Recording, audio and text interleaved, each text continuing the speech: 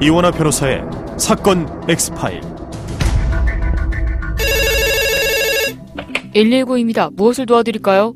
저기 제 아내가 집을 나갔는데 핸드폰이 꺼져 있어서요. 위치 추적을 좀... 그렇게 쉽게 해드릴 수 있는 게 아니라서요. 그게 아니라 아기 엄마가 안 좋은 생각을 품은 것 같아서 그렇습니다. 자살하겠다고 하고 나가선 도통 연락이 안 되는데 핸드폰은 꺼져 있고 제 아내를 좀 찾을 수 없겠습니까? A씨가 119에 전화를 걸어 아내의 위치 추적을 요청한 건 사건이 발생하기 딱 하루 전날의 일이었습니다. 극단적 선택이 의심된다며 119로부터 아내를 찾아줄 수 있냐 요청했는데요. 바로 다음날 A씨는 자신이 그토록 찾아 헤매던 자신의 아내와 마주하게 됩니다. 전화를 통해서 말이죠. 당신 정말 어디 있는 거야?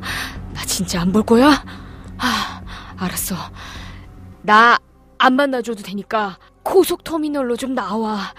내가 사업하던 게 완전히 망해버렸어. 나는 거기 안 가.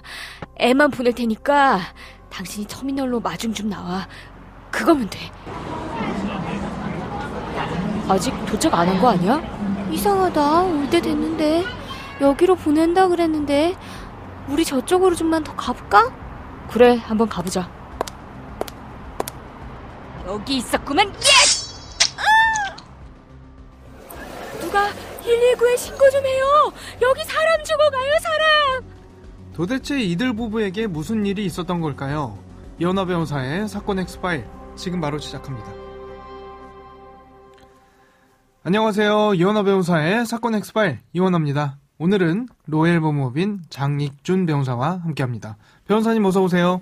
네, 안녕하세요. 장익준 변호사입니다. 반갑습니다. 매주 금요일 미제 사건 전해드리고 있는데 이 사건 사실 미제 사건이라기보다 장기 미해결 사건이라고 봐야 할 것 같은데 2008년인가요? 지금으로부터 16년 전에 있었던 사건이죠? 네, 2008년 6월 7일 강남 고속터미널 앞에서 어깨까지 내려오는 가발을 뒤집어 쓴 황주연이 한 여성을 칼로 17차례 마구잡이로 찌르고 여성과 동행한 남성까지 14군데 칼로 찌른 후 고속터미널 앞 8차선 도로를 무단횡단해서 도주한 사건인데요.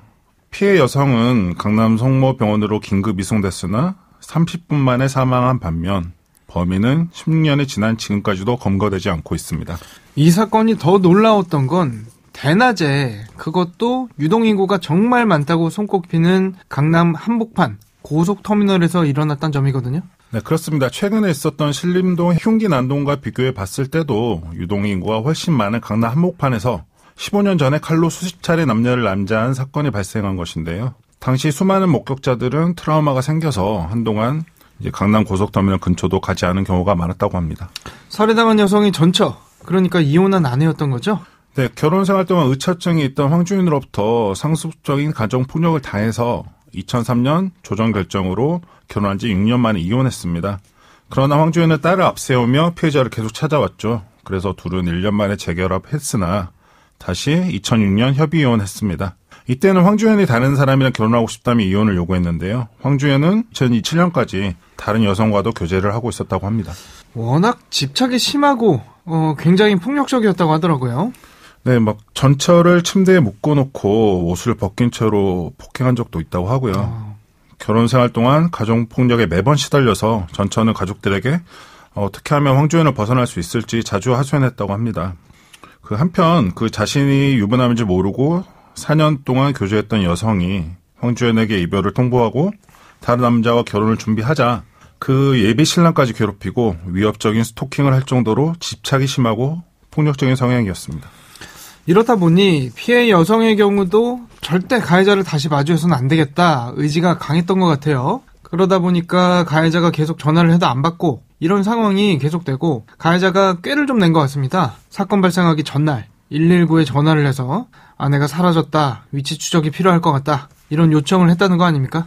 네, 아이 엄마가 자살 소동을 벌인 후에 집을 나갔다고 119에 가짜 신고를 한 것이죠. 이에 마지막 수신적을 좀 알려달라 119에 물어봤습니다.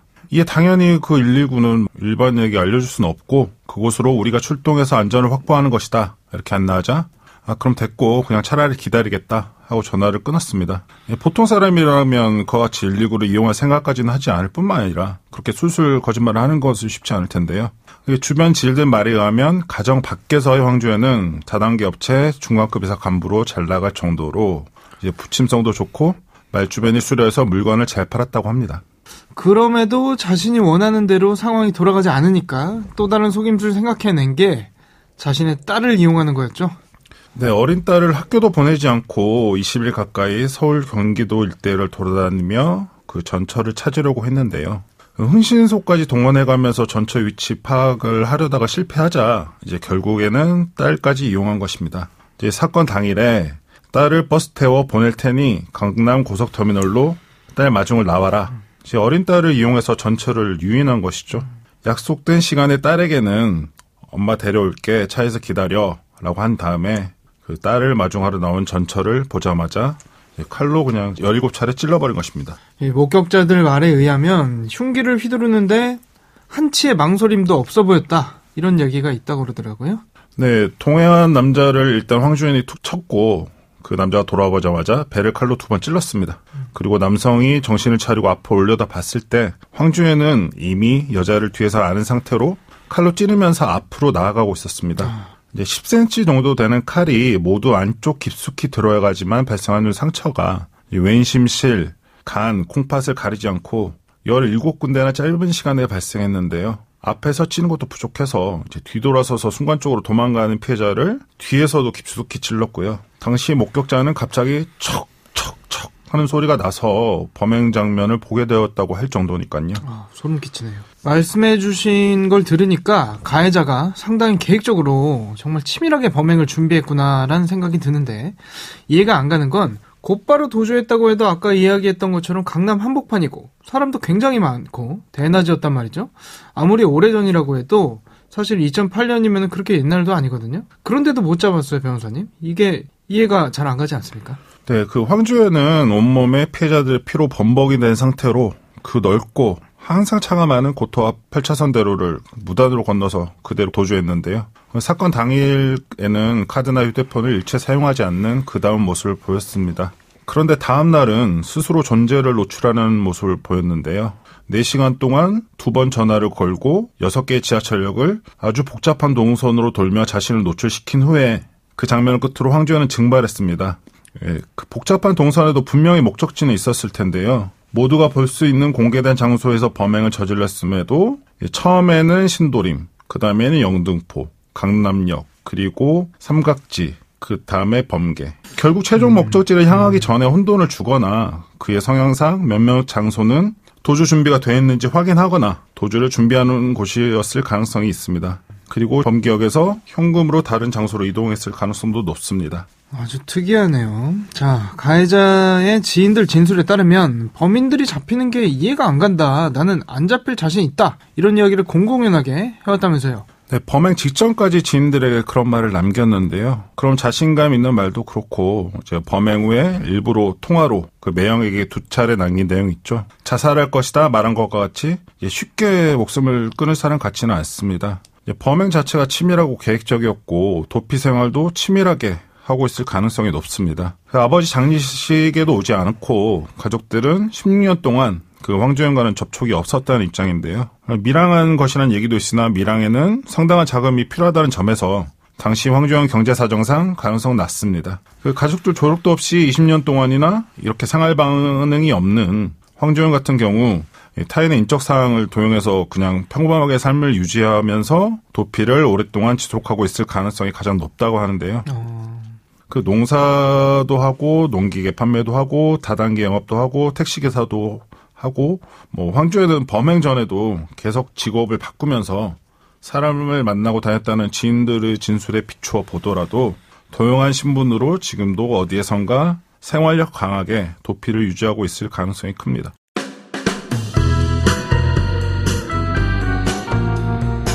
변호사의 눈으로 범죄의 재구성. 이원하 변호사의 사건 X파일.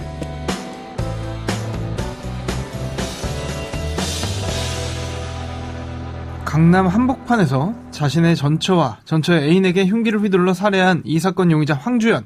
사건 발생 16년이 지난 지금까지도 행방을 찾지 못하고 있는 그런 상황인데 일단 찾으면 기소는 가능한 상황입니까?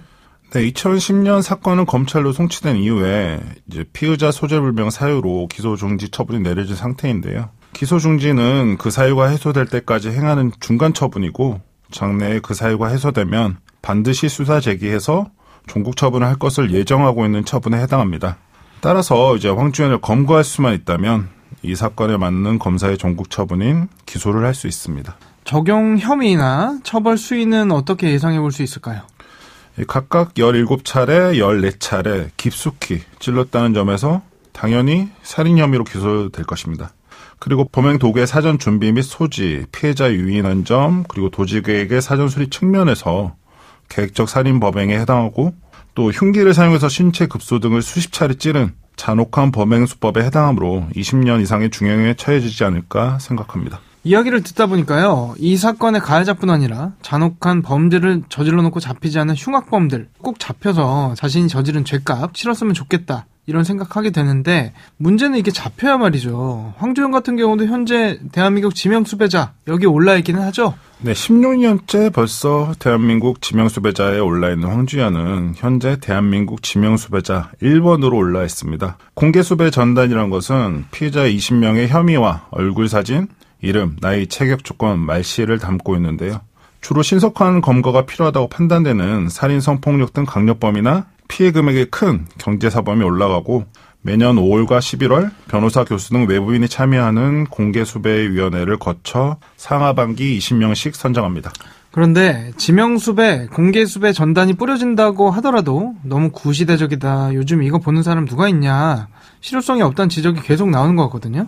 지명을 수배될 수 있는 범행을 저지르고 도주해서 수배되는 범인들은 그 추적하는 시스템에 대해서도 많은 준비를 했을 가능성이 높은 것에 비춰볼 때 이제 조그만 사진과 활자로 찍힌 단순한 특징은 그 범인 입장에서는 그와 다르게 대비를 할 수 있는 부분이 있겠죠. 경찰청 공개수배 검거 현황을 보더라도 2017년부터 2021년 5년 동안 공개수배 명단에 오른 수배자 200명 중 22명 검거로 검거율은 11%에 불과했습니다. 단순히 전단지 형태로 20명을 몰아넣기보다는 범죄 종류나 범죄자의 개인적인 특성, 성향에 맞는 개별적인 추적을 하는 방안을 모색할 필요가 있겠습니다. 미국 FBI 같은 경우는 유튜브로 지명수배 정보 알리고 있다던데 요즘 같은 시대에 유튜브 활용하는 거 이거 굉장히 효과 있을 것 같은데요? 네, 미국 FBI는 10 Most Wanted라는 제목으로 매우 위험한 인물이라고 판단한 10명의 지명수배자 영상을 제작해서 FBI 사이트와 유튜브, 오디오 클립 등 중요 사이트에 배포하는데요. 우리나라의 경우에는 이제 만일 전단속 피해자가 검거 후 무혐의 또는 무죄 판단을 받으면 인권 침해와 명예훼손 피해를 주장할 수 있다는 우려가 많아서 형사소송법 등의 법률적 근거를 담아야 한다는 의견이 있습니다. 법으로 규정되어 있지 않은 제도를 남겨둔다면 나중에 인권 침해 논란과 각종 분쟁이 생겼을 때 이 제도를 활용하기 어려워질 수 있는 우려가 있기 때문에 공개수배 제도 활용 가치를 높이기 위한 규범적 틀을 만들 필요가 있다는 의견은 충분히 설득력이 있다고 생각합니다. 사건 엑스파일 오늘은 이른바 센트럴시티 살인사건 다뤄봤습니다. 흔히들 완전 범죄는 없다고 하는데 오늘 살펴본 이 사건에도 이 말 꼭 적용되길 바라봅니다. 오늘 저희가 준비한 내용은 여기까지입니다. 끝곡으로 낯선 사람들의 낯선 사람들 들려드리면서 이 시간 마치겠습니다. 여러분은 모두 변호받아 마땅한 사람들입니다. 사건 엑스파일 여러분 고맙습니다.